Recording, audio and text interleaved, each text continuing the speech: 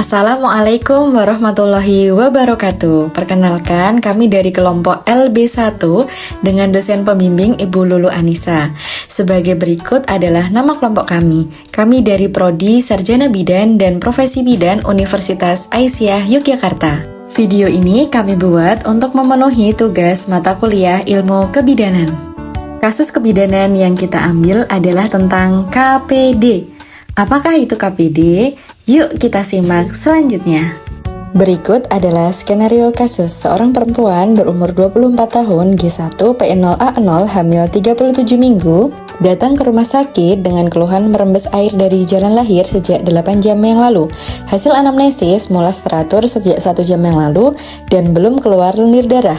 Hasil pemeriksaan KU baik, tekanan darah 100/80, nadi 90, pernafasan 30 kali per menit, suhu 37,6 derajat Celcius, TFO 33 cm, kontraksi 1 kali dalam 10 menit dengan durasi 35 detik, DJJ 144 kali per menit teratur, porsio tertutup, nampak rembesan air, dan lakmus positif.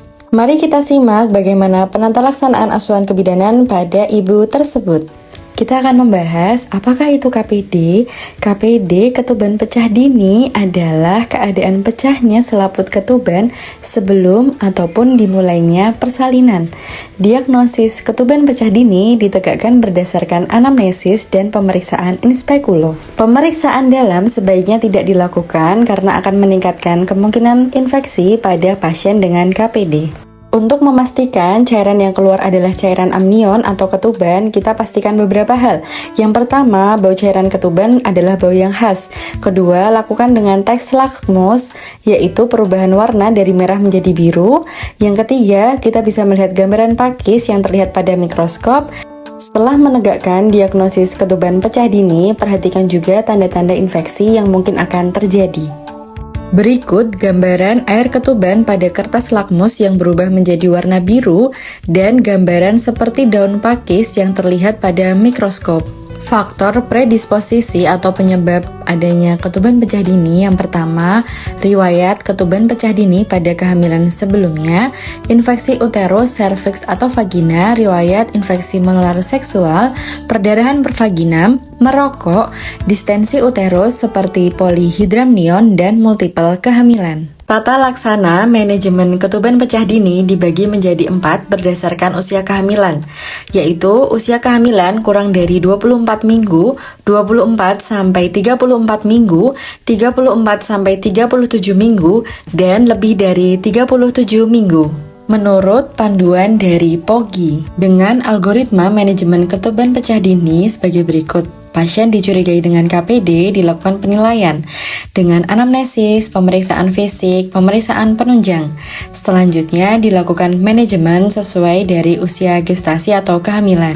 Pada Pedoman Nasional Pelayanan Kedokteran Ketuban Pecah Dini yang dikeluarkan oleh POGI 2016 sebagai berikut, yaitu pada usia kehamilan kurang dari 24 minggu dilakukan konseling kepada pasien dan keluarga tentang survival dan direkomendasikan untuk mendiskusikannya dengan neonatolog.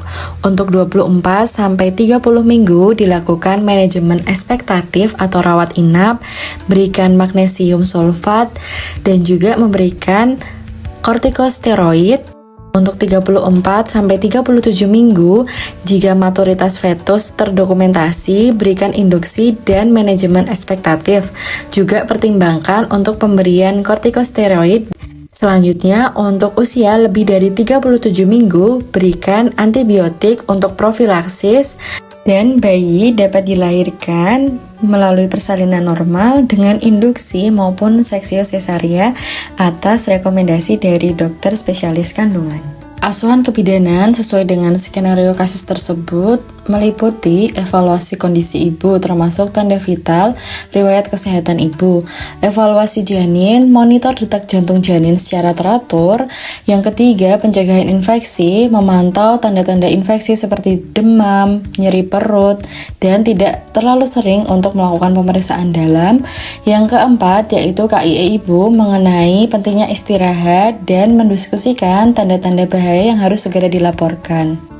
Tinjauan Islam terkait dengan ikhtiar kesembuhan terdapat dalam hadis riwayat Bukhari dan Muslim. Tidaklah seorang muslim tertimpa suatu penyakit dan sejenisnya, melainkan Allah akan menggugurkan bersamanya dosa-dosanya seperti pohon yang menggugurkan daun-daunnya. Sekian video edukasi kasus kebidanan yaitu ketuban pecah dini. Semoga Bunda dan yang menonton mendapatkan manfaat dan menggantungkan segala sesuatunya kepada Allah Subhanahu wa taala. Amin. Sekian, terima kasih. Wassalamualaikum warahmatullahi wabarakatuh. Dadah.